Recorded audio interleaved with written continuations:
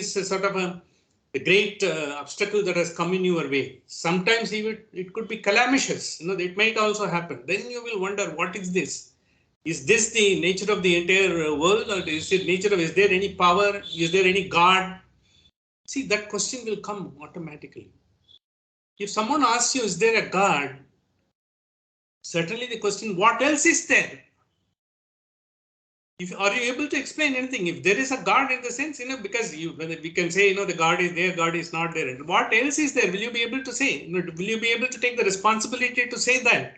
Because you yourself will not be able to be. Because when the reason fails, even a rationalist, when you go by, because these are all explained by science, these are all, we know what it is happened, why you are having all the superstitious beliefs, why you are having all those things. But for him also some calamitous event happens, or something which he feels, because for him at that point of time, in his frame of mind, perhaps it is not so, in his frame of mind, if it happens, when the reason fails, then he wonders.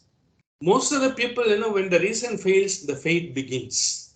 The faith need not necessarily be in the religiosity and all. It could be something, you feel, look, I will have to go and talk to a person, who is so wise man, or someone you believe, or someone says you go to this place and all. Something happens. But even when the reason fails, no person in the world, who doesn't have to look for some other raft or resort to get himself out of that. So at that point of time, when the faith begins, is it that, because then why it happens? The thing is, when you are, it is like a world is, is always continuously changing. All the scriptures say, not only our scriptures, including the scriptures of Christian literature says, so is the Jewish literature says, so is the Zoroastrian, every religion says, even Islamic religion says, everything happens. But how you will have to hold? When you have gone to take bath in this sea, the waves will be coming. You will have to take bath. You come into this sea now. When you come into this world, in the sense, you come into the sea. There could be waves. There could be some short waves. If the short waves are there, you can jump over that. If the waves are something beyond, much higher, then you will have to duck. So you will have to know the way how you will have to survive and go about it and all. So that is why in the life is always a sort of a testing ground for us, how confident, how we are having the wherewithal to face whatever is happening. And instead of complaining, making judgment on this wave is good, that wave is not good. In the sea, you can't be complaining and appreciating, and you will not be. The world is like that. But we are doing in this normal parlance, we are trying to make judgment on everything, judgment on every event that is happening, based on whatever knowledge we have and whatever is being pumped in by the media, social, whatever you look into, that is how you are being influenced, but we are not able to carry ourselves. So then when the reason fails, faith begins. What is that? Because it could be, you say you can have a faith in any God, or even it need not be a God, as the Friedrich Nietzsche has said, because Zarathustra, thus spoke Zarathustra. Zarathustra, he has written a book on that. When you make that, you are always finding a conflict, because the nature is all powerful. It does its own way.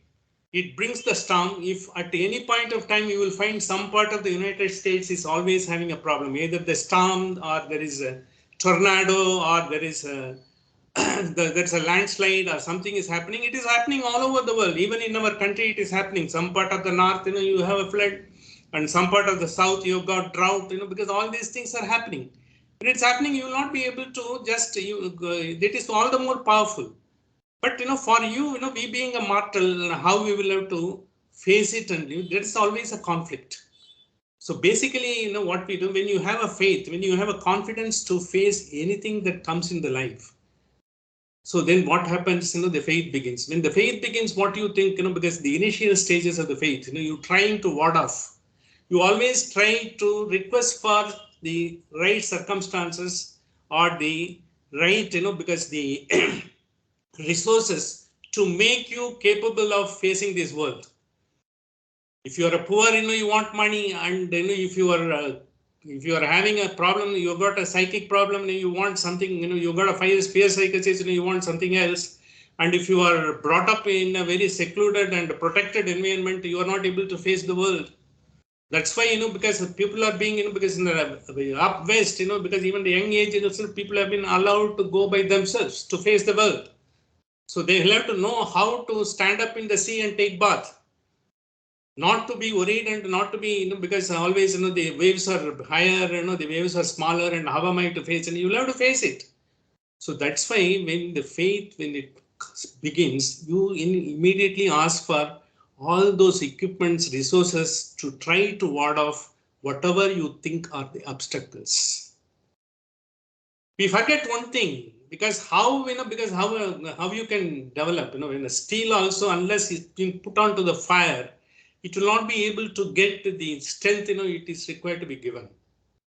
You have to have the thing and all. Finally, you'll have to galvanize it, and then only the strength comes to the steel. Likewise, the soul also will have to get that. Soul also, the body is a part of the true body. You are trying to get this, but finally, the strength goes into the soul. On the soul, you have the strength of the soul. You will be able to face anything in this world.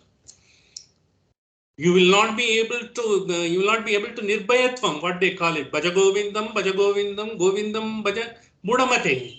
What is it? But what you always have to have the good company to have good thoughts, so that you get the sense. It's sangatvam, then nirmohatvam. So once because you will not be having the lust and desire. But nirmohatvam, nischalatatvam. You will not be vacillating, wobbling, or nischalatatvam, from there nirbhayatvam. So when you have a nirbhaya, when they say the fear thing, because that is the fearlessness of the soul, but that is hardly any of us have, nor people get it. The one whom we think as a saints and who have been at the altar, where they are able to give us advice, where they are able to see us and do it and all, they have gone through and they said.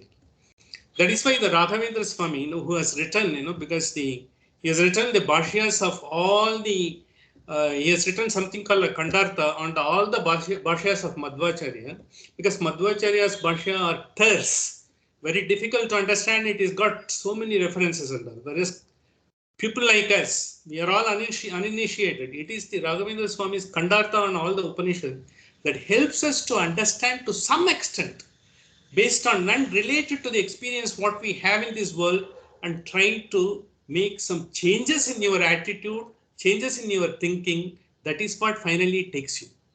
Whatever finally we do is to have to bring about a change in us. We'll have to bring a change in your attitude and bring a change in your thinking. That is what you don't have to give a thoughts to the other person. You'll have to make the other person to think. That's what Upanishad says. Upanishad does it. That's why we are embarking upon this great journey. So there he says, because bhakti, when he says, you always look to someone, because whatever you want in an organization, you look to HR or you look to your boss, like that, whatever you want to get. That is, bhakti starts with that. But over a period of time, when the bhakti comes, the selflessness, you just keep your ego, throw away the ego and put yourself at the altar, surrender. The surrender is you make him a part of your life, and whatever happens, you take it as what he is giving. You accept whatever comes. So when you have the knowledge, because you are able to, because you are able to get, this and that and all, when you are able to, if you do this, because Palashruti, we have lot of mantras when we do, if you do that, you will get you will get all the wealth. If you do that, you will have a good family. If you do that, you will have good children. Likewise, they have given, these are all enticing as to get into the process. They are not the end of it. They are only the beginning. Once you get into that, slowly, yes, these are all enticing, because just to, because all the one for one free, when they say, it is that. But what is the final purpose of it? Finally, you will have to be not fearing anything. Whom you should not fear? Because you should not have a fear in yourself. Finally, whom you have to understand? It is you have to understand yourself. It is like a selfie. Very often, if you have a gray hair, once you start having a gray hair, because you go and see in the mirror and see how many gray hairs are you counting it. You just leave it and then see, because let me color it, if I'm going to look young, you go for that.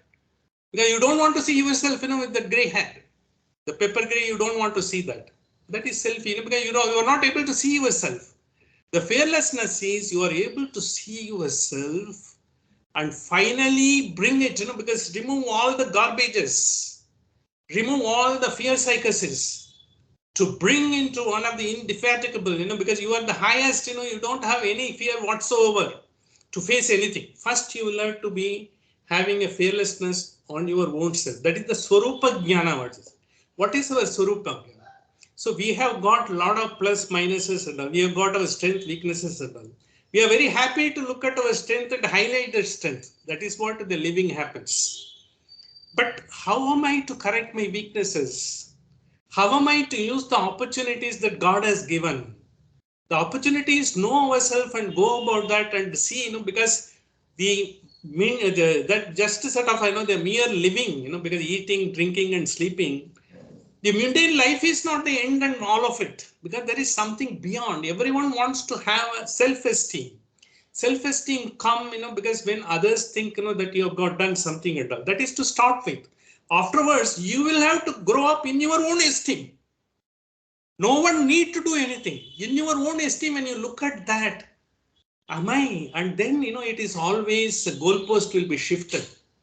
You will have to still go higher. So that is how it entices you and how it enables you, how you make into potentially one of the beings who can grow to the highest possible sort of option that is available to you in this world and in this birth. That is what Upanishad says. This is exactly, because what has been brought about in the once you had the faith and once you have come into this world and how you are going about, because it's the third question, what he has asked first, the last question he asked.